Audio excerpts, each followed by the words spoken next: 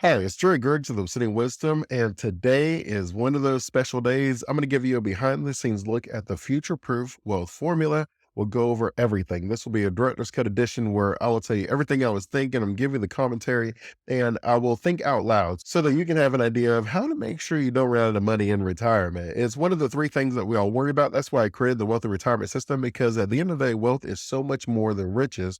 So that means we have to have the healthcare aspect under control. It means we have to have the lifestyle, what am I going to do with my time, under control. And it means we got to have the money under control. While wealth is more than riches, it does oftentimes include some riches for us to be able to afford our freedoms. As I've often told you guys, there are 7 streams of income that the IRS says that they recognize, and 65% of self-made millionaires have at least 3 streams of income.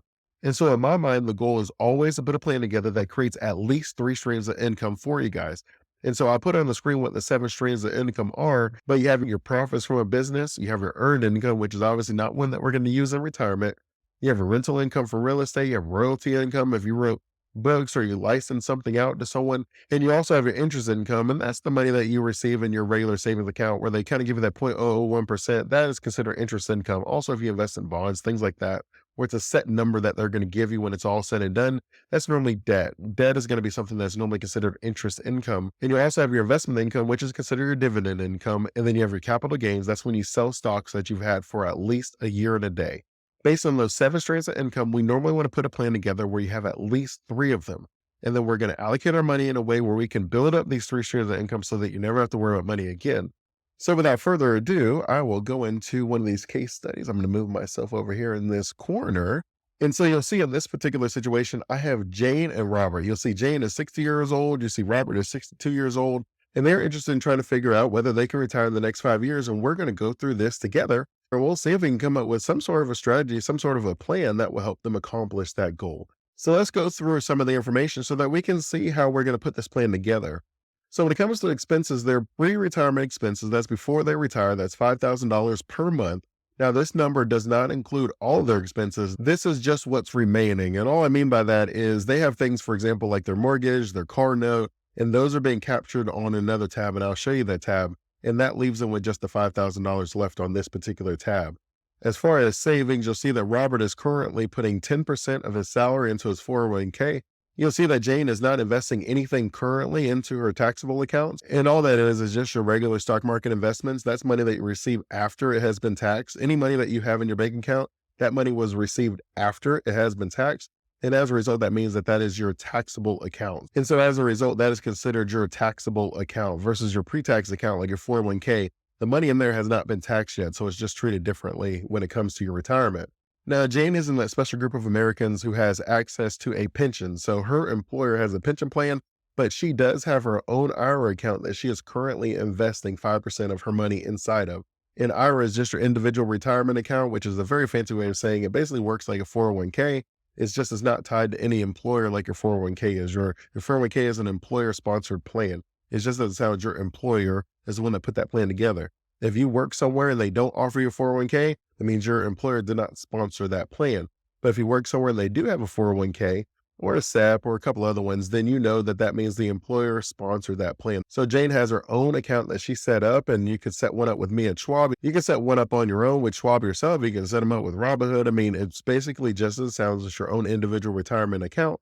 And I find that those are normally pretty good for people. You have a little bit more flexibility. You have the same tax advantage benefits. And because you have the ability to customize it a little bit more, you actually can design the account where you don't pay as much in fees as you might with a 401k, where you have past investments and the fees are usually much lower. And so we'll keep moving in. See on the income tab, Jane currently makes $90,000 a year. Robert makes $110,000 a year.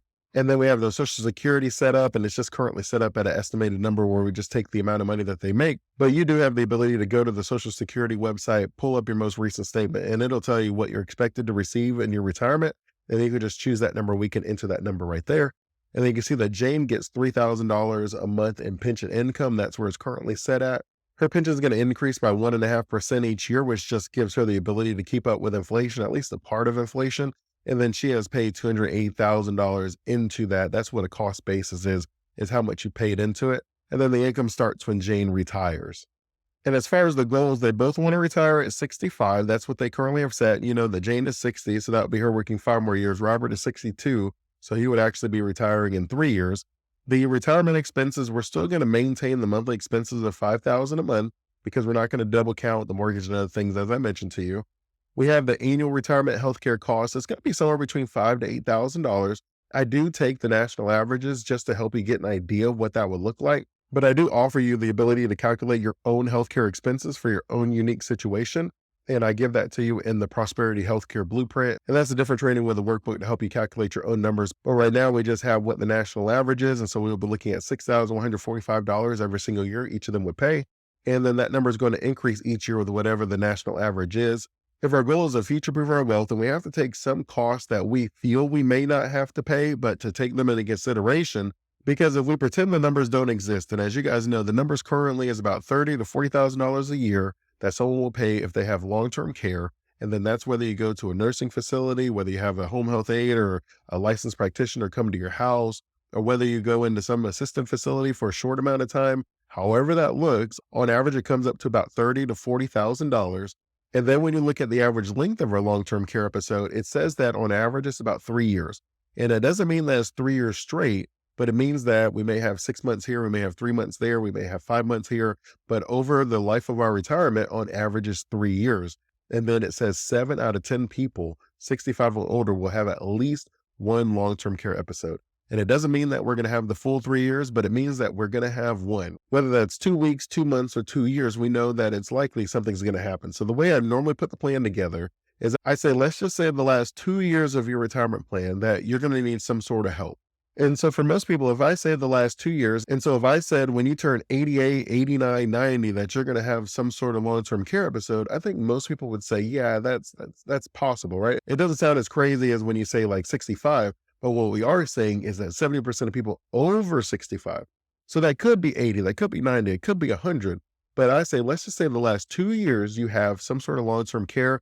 And then we take the national average for in-home care. Now we could change it to the national average for assisted living facility. We could change it to the national average for being in a nursing home. We could change those numbers and we could see what that looks like. So if you wanted to go in a nursing home for 2 years, that's about $108,000 a year that you would have to pay for the nursing home. And that is about $54,000 a year you would have to pay for assisted living facility. And if you had someone come for in-home care, then that would be about $59,000, almost $60,000 a year. Now you're probably thinking, well, Dre, you said it was $30,000 to $40,000. And I did say that, but I said that that is the case today. If you take inflation into consideration, and then you think about the fact that we're talking about when you're 88, 90 years old, well, that's going to be 20, 30 years from now. So if you think about inflation, and as I mentioned to you guys, the rule of 17, which just means every 17 to 20 years, your purchasing power cuts in half. And all that means is if you could purchase something with $100 today, you would need $200 in 17 years to purchase the exact same thing. Well, long-term care in 20 years, yes, it's going to be about double what it is now. That's what an inflation of 2 to 3% every single year looks like. Now, they also have the goal of having a lifestyle vacation, so you can't go wrong there. They want to spend about $2,500 every single year, and they want to do that every other year. So every 2 years, they want to take this vacation every single time. They both love golfing, so they want golf club memberships. And the golf club membership is about $9,000 for each of them. So they would be paying these dues every single year. And then it would obviously go up with inflation, and we'll see how that looks. And then Jane wanted to pick up painting. So she said, you know what? I'm thinking that'd be around $350 a year. And I'm going to keep doing this every single year. So she did. They both are big on volunteering. So we just added charitable giving, but we didn't put an amount there because they're going to give of their time. So we don't actually have to calculate that in the plan. Now, granted, if they wanted to change it to some sort of a dollar amount, then we would go back and we'd actually put the money in there. And so our net worth is about 1.1 million. And then we'll go through how we're able to calculate that number. And you can see that when it comes to their bank account, they have about $15,000 in cash. When it comes to credit cards, they have one credit card with an $8,000 balance on it. When it comes to their investments, Robert's 401k has about $345,000 in it. Jane's investments, she has about $240,000 in hers. And then when you look at the loans, we got $176,000. That's what's left on the mortgage. Jane's car has $18,000. Robert's car has $22,000. That's how we get the $216,000. Then when you look at the property value, so the property they purchased it for $450,000 is currently worth $750,000. And then that's how we got this amount. And then as far as the insurances, all the insurances that they had lapsed. So they didn't have insurance anymore. I'll then show you this blueprint tab. And all the blueprint is it takes all the information that we looked at, and then it just tells you where that money's at. If it's in an individual account or whether it's in your joint account, gives you your net worth here at the top. You can see the 1.1 million. And then how do we calculate that? It says we took the investments, the value of the home, which should actually be in both. And so I'll go in here really quickly and I will change that to both of them. So that's a joint. And so then it naturally moves right here in the middle. So Jane has her auto and she has her investments. Robert has his investments and his auto. And then they have the joint bank account, their joint home value, and then they have the mortgage that they have left, and then they have the joint credit card that they have left. That's how they got the $1.1 million. And then when you move over to the goals, and I love the way it shows it almost like a map, which I think is pretty cool. And so it says we're going to start taking these lifestyle vacations. And as we mentioned, these vacations are every 2 years. So you're going to see it every 2 years, 24, 26, 2026. And then it tells you how old we'll be at that time, which is pretty nice. And then we have Robert's retirement. So he's going to retire in 27. So that's when he would be 65. But then Jane will be 63. So then she'd keep working. And then we have the monthly retirement expenses, the golf club membership dues, and then the annual health insurance. If we're one of those families that's sitting there that's like, hey, one of us is working, so we don't think we're going to actually have to make this payment, well, that's fine. What we would do, instead of saying that this starts when Robert retires and this starts when Jane retires, since Jane's going to be the one retiring last because they both said they'll retire at 65, and Jane said she'll work until she's 65 and Robert's the older one, we would just change Robert's to Jane's retirement. And so now what you'll see is that amount is now gone. And we can make that same change when it comes to the golf membership. So this could be something that starts right now it's set currently when Robert retires. But if Robert's saying, I'm not going to golf until Jane retires, we could change it to Jane's, or we could do it at the end or however you want. But that's actually what they wanted. So we'll actually leave that there. And then your monthly retirement expense, that's roughly the same as what it already was. So we'll leave that there. And then you'll see that we have the trips, we have the golf memberships, and then we have Jane's retirement. So that means Robert is 67, Jane is 65. And now we have Jane's painting, the golf memberships, and now everybody's annual healthcare expenses starts up.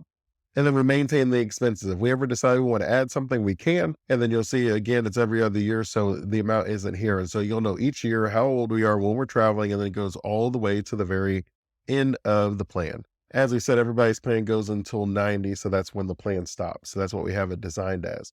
Now let's go take a look at the plan that we put together for them. So you can see that we have an 87% probability of success. And the goal is really to hit above 80 because there's so much that goes into this number. You can see it right here, where instead of you just having a retirement calculator that's like, hey, I'm going to make 10% every year, what will I have? Well, sure, you could say that, but you and I both know that the stock market can be a little volatile. It's going to be a range. It's not going to be a 10% return every single year.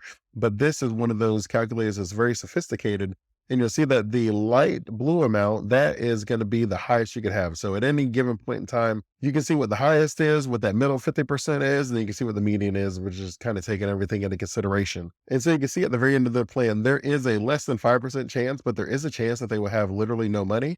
There's equally a less than 5% chance where they could have $4.1 million. That's if every single year was gangbusters. And then you can see that middle 50%, they would have somewhere between 400,000 and 2 million left over, which then the median would be 1.2 million. That's what we're projecting them to have when this plan is over. And then you can see all that information that we put on those other tabs creates their balance sheet. And again, it shows where the assets are, where the liabilities are, and then what their net worth is. The allocations, I'll get into that a little bit later for you, and then we can kind of go from there. Now, they did have the debt that we mentioned, and so we do have a few ways to go about it. I will let you decide what makes the most sense for you.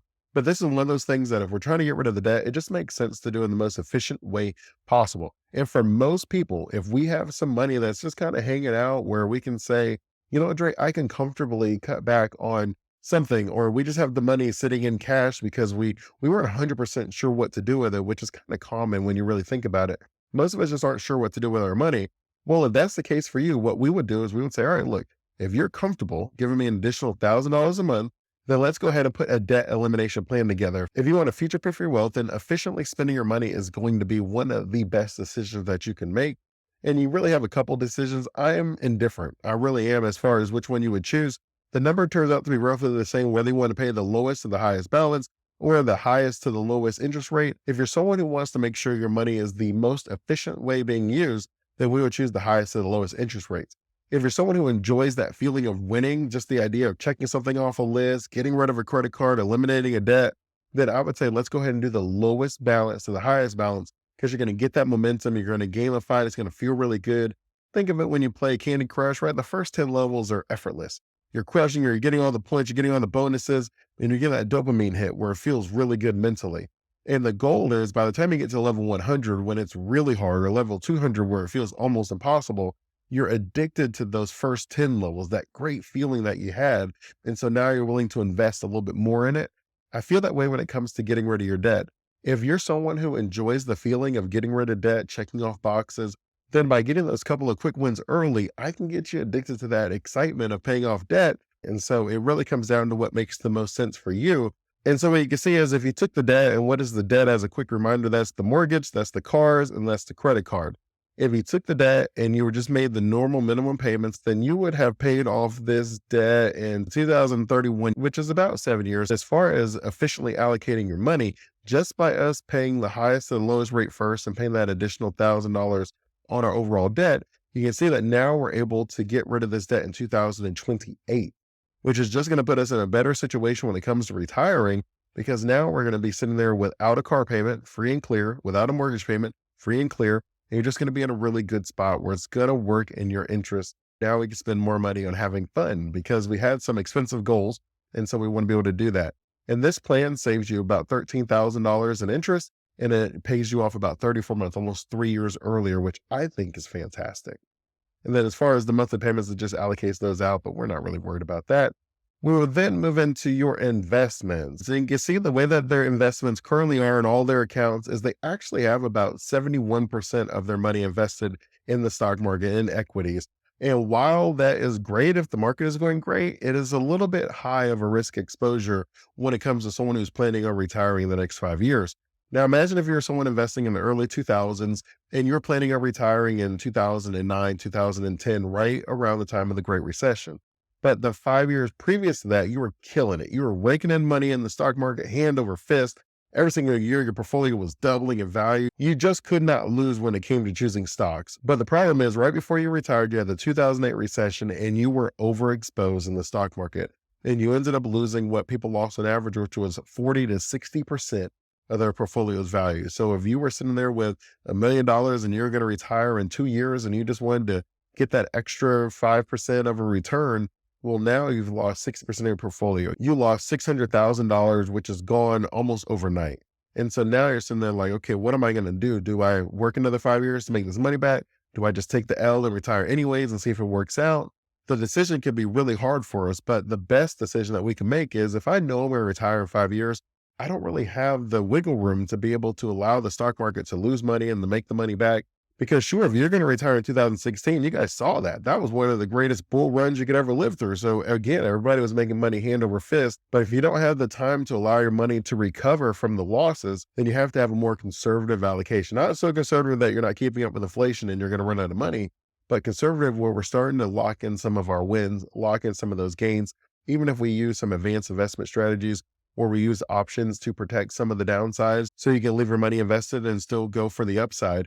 There are other choices, but just leaving it like that, we couldn't do that. So even though they're averaging 9% and it felt really good, we just couldn't leave them like that. And so we moved them to what we would consider a balanced approach. And so we can see here, because they were relatively aggressive, where they were really comfortable investing their money, we said, okay, what we can do is we can use what I call the bucket strategy. And there's a whole lot of different strategies, but it just means that a portion of our money needs to be allocated very safely. A portion of our money needs to be allocated relatively safe.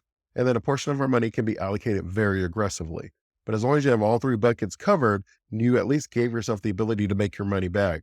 And another way to think of it is, instead of all of my money now being in that 5-year window where I want to access it, just whatever you really need to access in the next 5 years is what you would then move into the safe bucket. So you said, all right, look, we spend $5,000 every single month. So that's $60,000 a year. So then we need to have $120,000 in a safe investment so that we have 2 years of runway. And then we got that 3 to 5 year bucket where we take another chunk of our money out of the most aggressive options and we move them into relatively safe options. So that would be where we have a lot of these bonds. You can see that that's 40% of their allocation is now in the bond market. So that may be your moderate portfolio, but they still have the ability to go for gold. And so even though we have some money market accounts, some very safe equities that are in this portion right here, they're international and they're emerging markets, we still let them have about 20% where they could really go for it. And that worked for them in their particular situation. So that's what we set up for them. And then you move into the retirement bucket. And I'll show you how we're able to take a 50% probability of success and give them almost a 90% probability of success.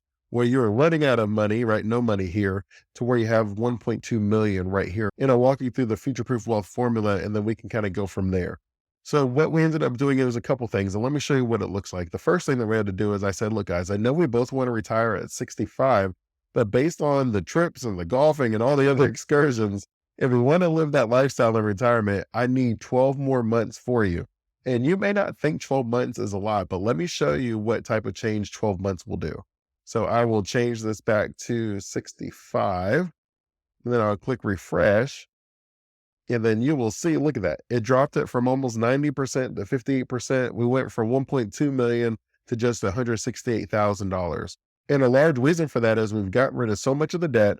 And now we're just allowing our money to focus on growing. We're just investing a good portion of our salary. And as a result, we end up getting a pretty nice benefit in return just by that one additional year.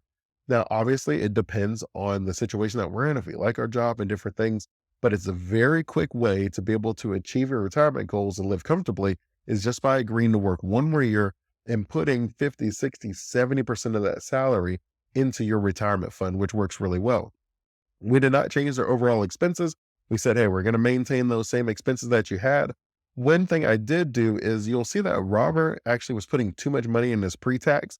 You saw that their income was about $200,000 a year. When you look at the limits on the pre-tax, and then when you plan on taking that money out in retirement, it actually doesn't work very well for all of us. For some of us, that works well, where our future retirement income is actually going to give us a lower tax bracket than if we took the taxes today.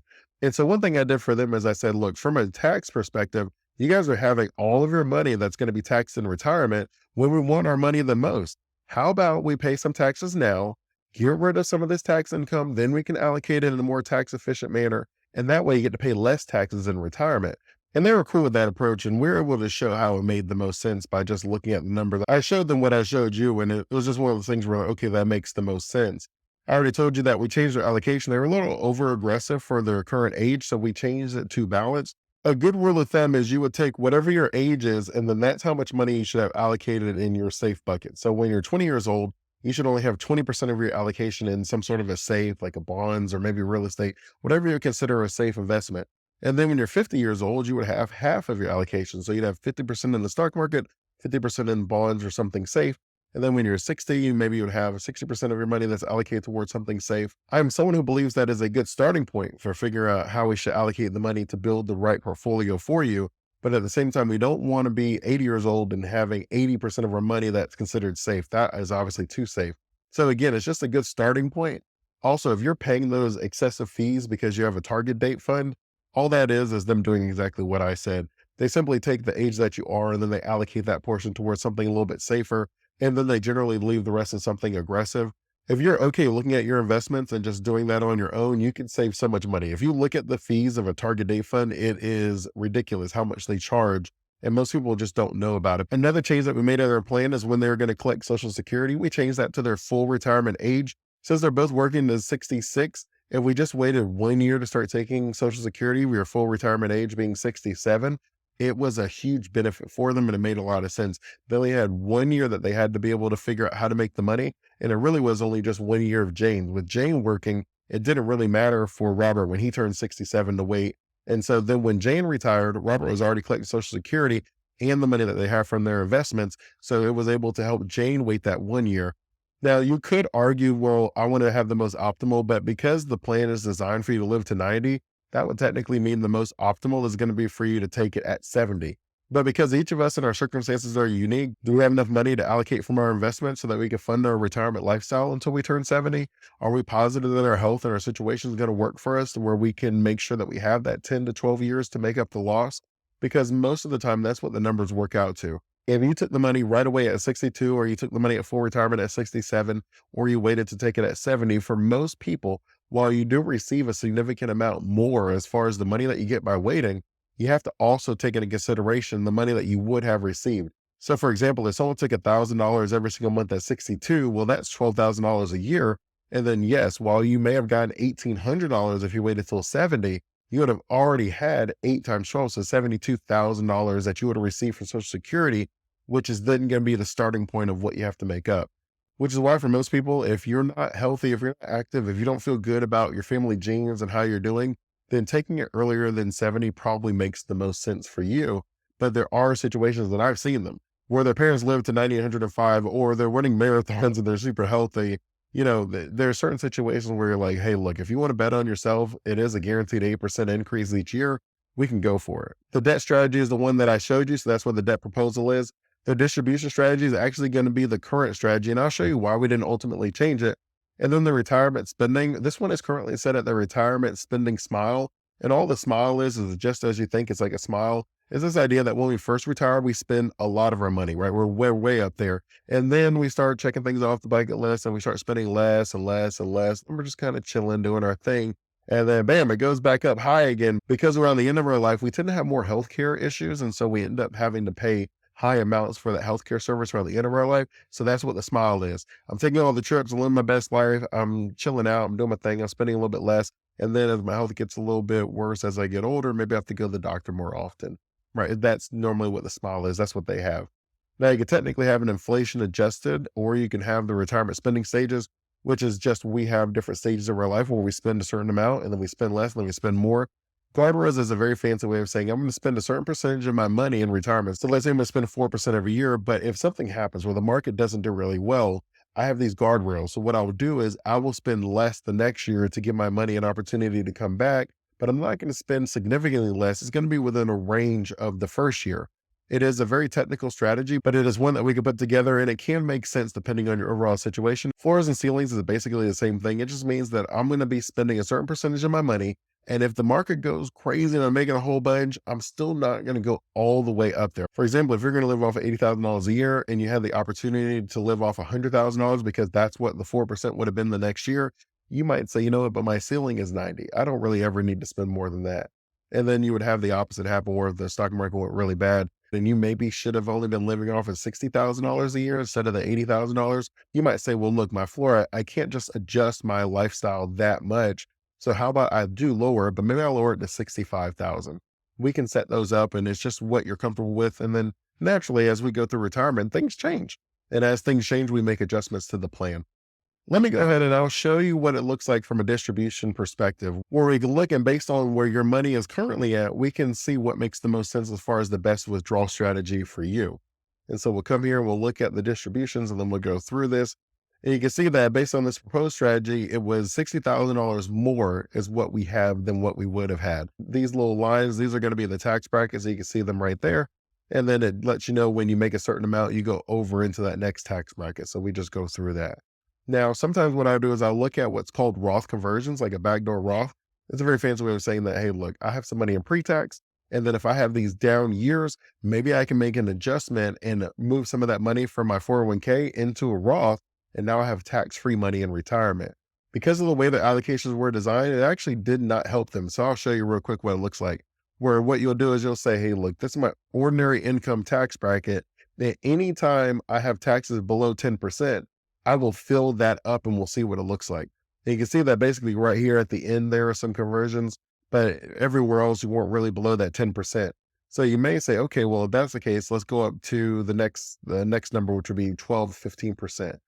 And you can see that that actually cost them more money. They actually lost $240,000 by doing that. We did a whole bunch of Roth conversions here from 65 to 78, where we said, okay, anytime that this bracket where we would have had a 12% tax bracket and we're below that number, we're going to do Roth conversions. So that way we'll pay the taxes because the money is in the 401k. It went in pre-tax. So it means we haven't paid any taxes on it yet. So for me to take that money out of my 401k, out of my IRA and move it into an after-tax, tax-free bucket of my Roth, then I have to pay the taxes at least that one time when I do the conversion. And so you can see here, every time we were below that green line of that 12 to 15%, we did that conversion to bring our taxes up to that line where we made sure we at least did that. But you can see that actually did not work very well. This is part of the reason that I told them, look, based on the way your money is allocated currently in your current tax bracket, we need to stop putting money in our pre-tax and we need to start putting money in our taxable accounts. And that was one of the benefits that they were able to receive. So you can see we went through all of that because taxes do need to be taken into consideration. And then next you can see that we get to decide how we want to withdraw the money. So we have a pro rata, which just means I take the money out evenly from all my accounts.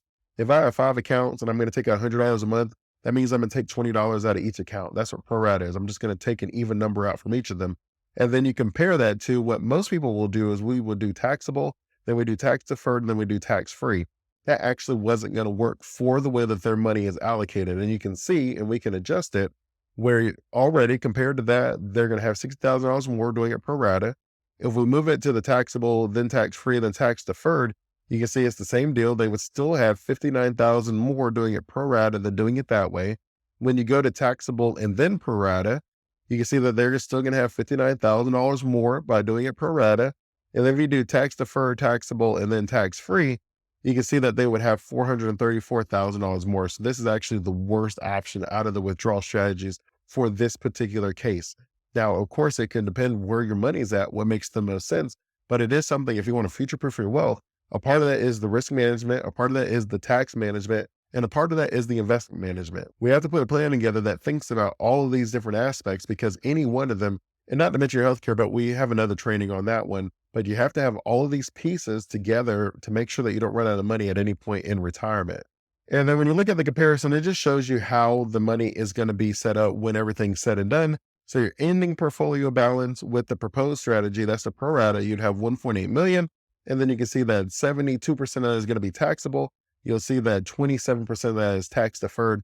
And then we don't have anything in the tax free. It just made more sense for this particular case for us to stop putting money in our tax deferred accounts and to put more money in our taxable accounts. And then you see when you compare that, if you have the taxable, then tax deferred, then the tax free without conversions, because it just didn't make sense to do the conversions. And this one, you have 66% of your money that is in the tax deferred. So that means whenever you take the money out, you have to pay taxes on it. And then as a result, once you pay those taxes, you end up with about $60,000 less.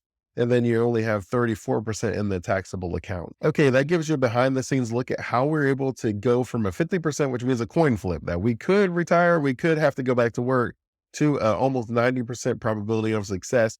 And then that's the median. Remember, we could have more than that. We technically could have less than that, but we definitely could have more than that. And you'll keep in mind that we were able to do this by being smart with our money. We weren't going for those aggressive investments that they currently had, but we didn't have to take away all the fun. Everybody's different. I have my gamblers out there that want to bet the whole farm and they feel really good. They had a dream or they had a vision or they had a lucky number or a stoplight or something. And they say, go for all of it. Or they had a friend that gave them a tip. And I'm like, okay, that's great. For me, because it's your plan, I'm going to do whatever I can to let you live your best life, enjoy your retirement. And if you have a good tip and you just want to see what would happen, I would just say, okay, well, let's put maybe 5% towards that. Let's put 3% towards that, where you can be a part of it, where you can have some fun, but we don't want to put all of it in there because that's just not good, sound investments. It's not even that it couldn't work, because sometimes it does work. I have people that show me Bitcoins and cryptocurrencies and all sorts of stocks and investments that have worked for them. And I'm very happy for them. But you guys know, for me, I'm all about long-term investing. You're going to be retired for 20, 30 years. Are you comfortable in that investment for 20 years? Because the ones that I'm recommending, I'm pretty comfortable in them. It doesn't mean that I won't have to change the allocations along the way. It doesn't mean that we won't change our investments, but it does mean that when I looked at it and I chose it, I was comfortable in that company for the next 20 to 30 years.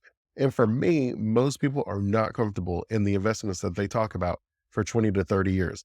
They may be comfortable for 20 to 30 days. Your current Social Security strategy, what you can see here is we're saying, look, the optimal Social Security strategy, there's over 700 different strategies that we can use, whether we take your age and your income and different things into consideration. And optimal will just get someone $356,000 more. Now, we didn't use the optimal, and I told you guys why. Because if we assume that we're going to live to 90, the optimal is to wait until 70. There's no doubt about it. But because we don't know if we're going to live to 90, that's why it becomes a little different for each of us. Then when you move on to Medicare, there are several questions when we're deciding how we want to do Medicare. And if you've gone through the Prosperity Healthcare Blueprint training, then you've already answered these questions and got a pretty good idea. But basically, we're saying your Medicare considerations to know what makes the most sense for you. If you're someone, as far as your location, your health, and your risk, if you're going to be around your house, if you're saying, look, I'm going to spend most of my time around the house, then you're fine with any of them, because you're going to be around the house and you don't have to worry about the in-network requirements of the Medicare Part C, or the Medicare Advantage plan is what it's commonly referred to as. But if you were to have these other options, then that would be difficult for you. So for example, if we were to change it to someone who's traveling a lot, so you have multiple locations, and then we make that change to the Medicare Part C or the Medicare Advantage plan, you can say, well, now this one doesn't make sense for you anymore. If you're going to travel a lot, because you're required to have these in-network doctors, then the Medicare Advantage plan isn't going to work for you. And then when it comes to your health considerations, it's really how many times do you plan on seeing a doctor a year? That's going to decide what makes the most sense for you. If you're saying, I can see a doctor frequently and have concerns about copay deductibles adding up, Or you can say I'm healthy and can work with deductible copay co-insurance for lower premiums. Or you say, look, I don't want to have a locked in payment every single month of $300 to $500 because I'm pretty healthy. I don't think I'm going to go to the doctor a lot.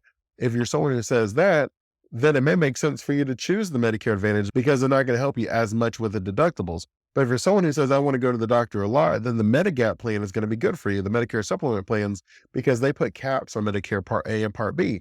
And so you have those low, no deductible copays. So you feel really good about that, but it's at the cost of that monthly payment. You're going to pay every single month a few $100s. And if you're not going to the doctor pretty frequently, then it doesn't make a lot of sense for you. And then the last one is your risk considerations. Would you rather perform more predictable costs with an out-of-pocket limit? Or are you okay with less predictable costs without having an out-of-pocket limit, which just means you're managing the risk yourself? If you're someone is saying, look, Dre, I am uncomfortable with all the risk of having maximum out-of-pocket limits. I don't know if I can pay that $8,000, $10,000 every single year. Then I'll say, okay, if you prefer to have some control, then the Medigap plans are nice for that. Where they have limits available, I believe, on Plan G. So that would be an option for you. Now, if you're someone who's worried about the out-of-pocket limits, then just having Medicare Part A, B, and D, you're going to have to pay those out-of-pocket limits. That's something that you're going to be responsible for, but that's something that you're going to have to be responsible for. You have a much lower monthly payment, but you have a much higher cost with the co-insurance and the copays to where you're going to be responsible for all of that. Now, you can have all of this and more included in your Prosperity Healthcare Blueprint. And so the last portion I'll go over with you guys today is just the overall coverages. Your hospital insurance, that's Medicare Part A. Your medical insurance, that's Medicare Part B. Your prescription drug benefits, that's Medicare Part D. And that is going to be in all three of these plans. So all three of these plans should have Medicare Part A and Part B. Part D, you may not have, but you can get it separately. And they do have lifetime late enrollment penalties. So you want to go ahead and enroll in Medicare Part D when you have the option. I've seen it where it's as small as $5, $10, $15 a month, but it normally makes sense for you to enroll in that and take advantage of that, even if you don't think that you'll use it that much. Now, when it comes to the dental, vision, and hearing, that's where it differs. So the Medigap and the Medicare supplement plans, that is not how you get the dental, vision, and hearing. If you want the dental, vision, and hearing, you have to get the Medicare Part C or the Medicare Advantage plan. So if you get that, then that gives you access to the dental, vision, and hearing, and then it's covered by some of the Medicare Advantage plans. You can choose it whether you want it or not. You don't have the same monthly payments as far as the Medicare supplement plans, but you also don't have the help when it comes to those out-of-pocket expenses. Medicare Part A and Part B enrollment is required for you to be able to take advantage of the Medicare Part C. And then you also can enroll in Medicare Part D by choosing certain Medicare Part C plans or Medicare Advantage plans.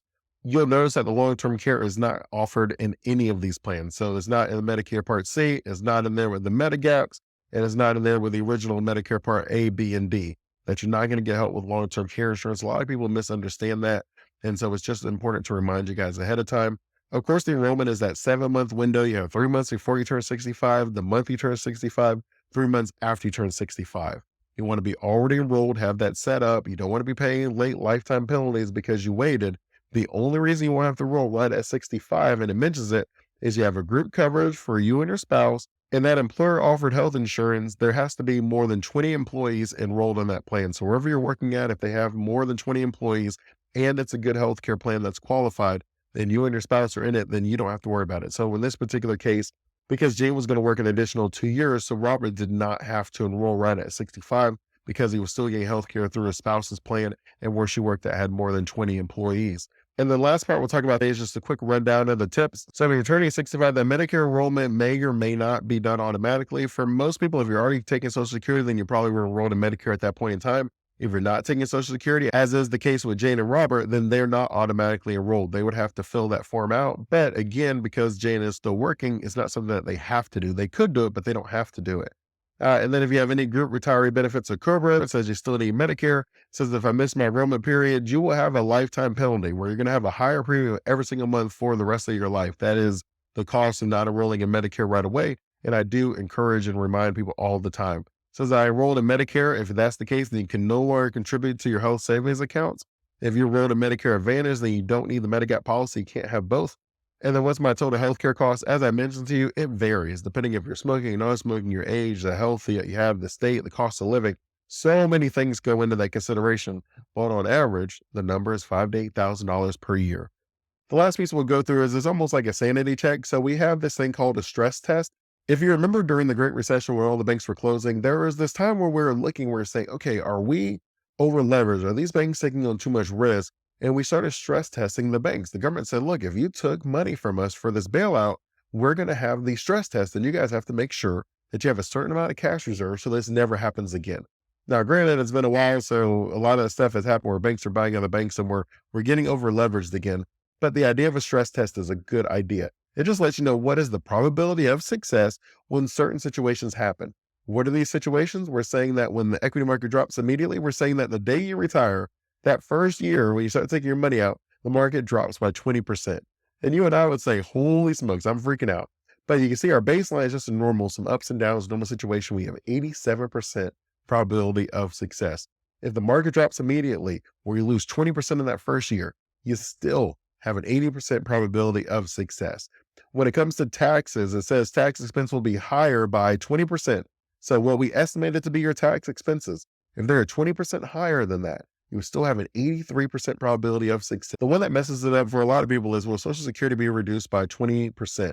Social Security is a bear. That's a tough one, and it messes up a lot of people's retirement. So that would put us down at that 50% mark if Social Security is gone. If that was something that my clients were concerned about, I would say let's invest even more so that you don't have to be reliant on Social Security. Longevity, still have an 81%. What is the longevity? It just means that you guys will live 5 years longer than expected. We said that everybody's going to live to 90. Well, let's just say we live to 95. We still have an 81% probability of success. Inflation gets gangbusters. You guys know inflation is that silent killer. We have a 67%. It says inflation will be higher by 1%. Isn't that crazy? Inflation just goes up by 1% and it could change everything, but it's a constant 1%. Healthcare, another huge expense that we'll have, 73% probability of success if my healthcare costs are higher by 20%. If I spend 20% more on healthcare, if I have inflation that goes up by 1%, you see that those actually have a significant impact on your success. Same with Social Security. And then your assets return are lower by 1%. That's just our investments. That can lower us to 68% if we have a 1% lower return on our investments. These are stress tests. So this is what we're saying in normal situation. You have some ups, you have some downs. Social Security may have the COLA, cost of living adjustment that matches, it may not. But we're just saying, look, we have about 87% probability of success. And then these are the other stress tests where these different situations happen. And then we're able to say, okay, I'm comfortable, I'm not comfortable. These are adjustments that I want to make. And that is it. I walked you guys through the complete future-proof wealth formula, and it is expansive. And it was a lot, and I enjoyed going through this with you guys. I hope it gave you some confidence and some comfort. We went over everything from your pension to your Social Security to investments to where you want the money at. If they had a business or real estate, then we could have gone over the ways to design that. And if you're someone who only had real estate, well, we have different risks to consider, right? Like occupancy and then your AC going out and different things with your house, termites, all that other stuff. We have other maintenance risks to consider, but the process is really the same. How many properties do we have? Are we going to sell them for any particular reason? Let's write that out, put a plan together, and then we can go from there. I do have people that I know that have 10 rental properties and it funds their entire retirement. And then they have someone who manages those properties for them. And then that's all that they have to worry about. They just get the rental income and they enjoy themselves. On the other end, I have people that have businesses. In this particular case study, they didn't have a business. But if you did have a business, do we want to sell the business to our employees? Are they going to pay us monthly? Are they going to give us a large lump sum because they got a loan out? Are we going to hand it off to our kids and then they're going to pay us some sort of an income from the business every single month for the rest of our life? There's a lot of questions on how you can turn the business into income. And some people want to sell the business and we can. And then we just put the investment allocations together and then you live off your investments and you ride off into the sunset. Or there are people who are like, I love my business. I love my employees. I want to do right by them. Or I love my business and I love my kids and I want to see if I can give it to them. Either way, it's just a different plan that we want to put in place, but it's all possible. As I will often say, there's a plan for every season and a process for every result. But as you've seen in the future-proof wealth formula, it's not all about the money. That's not the only thing that we're thinking about. We're also thinking about our risk. Are we overexposed, underexposed? Are we concentrated in something that is maybe a little too high risk for our age or our risk tolerance or our overall goals? Are we stress testing our investments, as I've shown you, for when there's market volatility and there's different situations with our healthcare and Social Security? Is that going to ruin my overall retirement? These are all things that go into consideration when you are building your own future-proof wealth formula. As a bonus for you, because I know what you're probably thinking as you've been watching this, well, Dre, I don't have access to this program. If you're someone who made it to the end of this video and you're sitting there saying, you know what, Dre, I like what you did. I appreciate it. I'm ready to take action myself. Even if you don't want to do it with me, that's totally fine. You guys send me an email at dre@obsidianwisdom.com. You can find me on LinkedIn, Dre Griggs, and I'll put a link to that as well. And you can send me a message. You can DM me if that's easier for you. All you have to do is say, Dre, can I have access to that retirement planning software? and I will shoot you an email where you can create a user account and you can start logging in. And then you can use this video to go through the information as well. I'll also be able to answer any questions that you have, and I look forward to helping you create your own wealthy retirement system. And the reason I do this is very simple. I believe that everyone should be able to purchase their time back from the system. I believe that everyone should be free to choose exactly how they want to live, who they want to hang out with, where they want to spend their money, what they want to do. And the best way for you to have that comfort, at least for me, was when I was able to separate my income from my time. Where if I spent money, it wasn't me thinking, okay, this is 2 weeks, a month, 2 years of working, where this is just me continuing to provide value and helping people to retire with peace of mind, where they don't have to worry about running out of money. They don't have to waste years of trialing and erroring and trying to figure these things out. And not only that, but they achieve a happiness that money can't buy. Because as I often say, wealth is so much more than riches. So again, if you're interested in getting access to the wealthy retirement system so you can put your own numbers in there and just see what it looks like, so you can stress test your own plan, just shoot me a message and say, Dre, I want access to the wealthy retirement system. And I'll send you an email within the next 24 hours for you to be able to create your own login information and start inputting your own data. Until next time, stay safe and enjoy life.